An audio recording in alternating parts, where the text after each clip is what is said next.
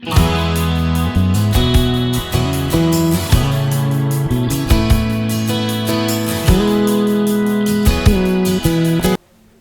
be to Jesus. The Gospel reflection for today, St. Matthew chapter 18, verses 15 to 20. If your brother has sinned against you, go and point out his fault to him in private. And if he listens to you, you have won your brother. If he does not listen to you, take with you one or two others, so that the case may be decided by the evidence of two or three witnesses.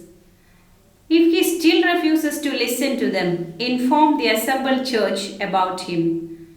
But if he does not listen to the church, then regard him as a pagan or a publican. I say to you, whatever you bind on earth, heaven will keep bound, and whatever you unbind on earth will be unbound in heaven. Jesus' words always give us comfort.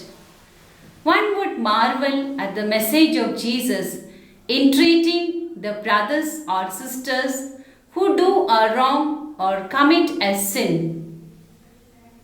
Jesus, the Good Shepherd, speaks of gaining the sinner with reconciliation. He knows the weaknesses of his children. He wants that every follower should live in love and communion, free from all prejudices. To win a human soul, Jesus has done everything possible by his eternal sacrifice on the cross. In today's Gospel, Jesus gives stress on the value of patience and tolerance shown to the offender. Blowing a trumpet about the mistakes to all is against Christian charity. He does not leave any stone unturned in order to bring the sinner to the right path. When all the means for reconciliation stand failed, only then the sinner would be left alone. We cannot be indifferent towards our brethren when mistakes are found in the family, in the community, or in the society. We are the keepers of our fellow beings. We cannot just wash our hands and point our fingers to others and blame them. When one goes astray from the Lord and grope in the darkness of sin, through forgiveness and gentleness, we need to gain them. Human beings should act as a corrective force in the life of fellow brethren. Here comes the value of self-sanctification and the salvation of the other. Jesus always recognized the dignity of persons. We have no other way to tread than that of Jesus. It is not an easy task, as we all know.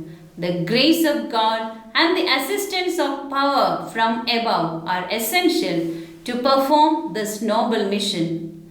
The attitude of Jesus in St. Matthew chapter 5 verse 23 is worth remembering at this juncture.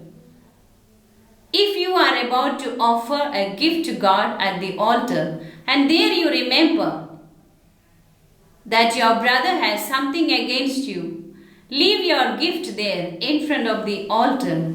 Go at once and make peace with your brother.